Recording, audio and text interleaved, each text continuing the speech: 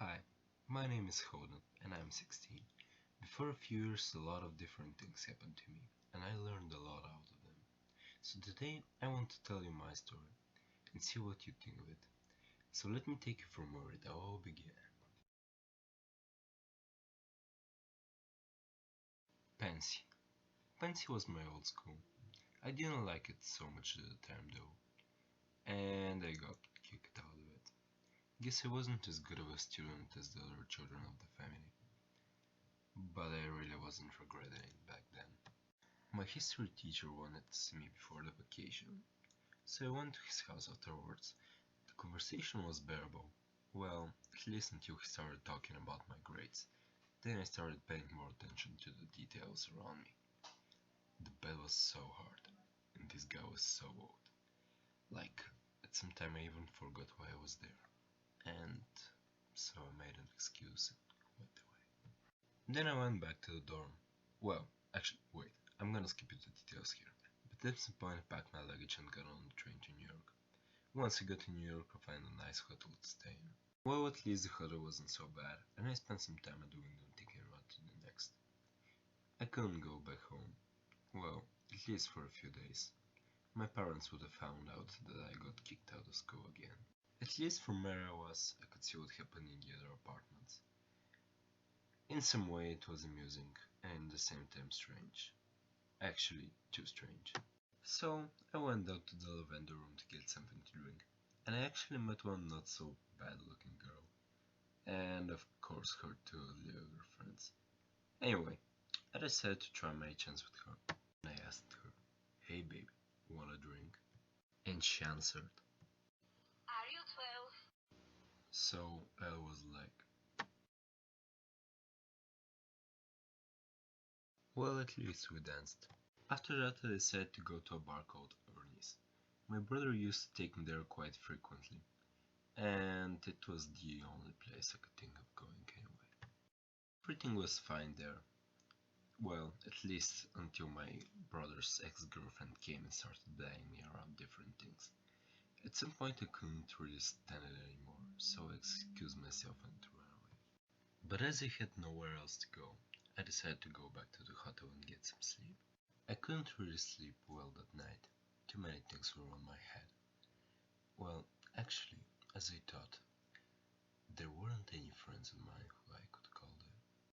Well, I guess Sally was the only one. I phoned her and asked her to meet. She agreed, maybe in the afternoon, but there was a lot of time till then. I had a lot of time actually, and I decided to take a cab to the park to see if my sister was there. But as I was walking to the cab, something grabbed my attention. It was a little boy singing a song. The song was about a man who was sitting in a field of rye, catching all the children trying to fall from a cliff. So I took the cab afterwards, and I went to the park to see if my sister was there. She wasn't. A friend of hers told me her class could be in the Museum of Natural History that day. But although I knew her class wouldn't be there because it was Sunday, I still went for some reason. And after that I actually went a bit more worse than I was expecting. Then we went to the movies.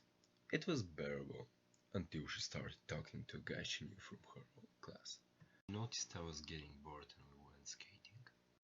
But as we were both terrible, we decided to actually take a table. Then I told her how much I wanted to run away, get a cottage, go in the country, get some normal life, get out of the misery of this life. And of course I offered her to come with me. She refused, of course. She thought I was some kind of lunatic. I turned my back on her and told her she was nothing but useless. At which she got really angry at me and went away.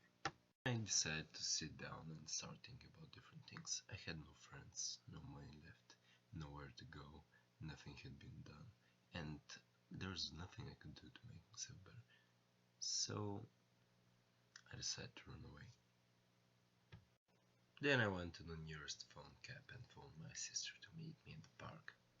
She accepted, of course, and when I met her, I started talking to her how I was going to run away, go away in the country, become the catcher in the rye. I was going to be a hero in a world of kids, in a world of purity and a world of innocence. And when they were trying to run off the cliff and fall, I was going to catch them, save them.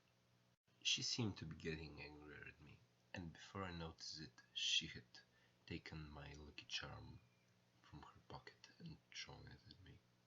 This was my lucky charm before my younger brother died. I couldn't even have expected that she had kept it for so long. Then I really realized that I was good for nothing, and that my rejection of this monstrous world had made me the real monster. After that, she went on a ride on the carousel. I nearly started crying as I watched her. How could she do it? How wasn't she rejecting the world I did after our brother died? At that time, I couldn't explain anything to myself. And I won't lie to you, I went to the clinic on my own will. Two things I learned from this experience. The first one is that we should never give the blame to others before we seek it in ourselves. And the second one is that we don't usually learn the things the easy way. This was my story. What's yours?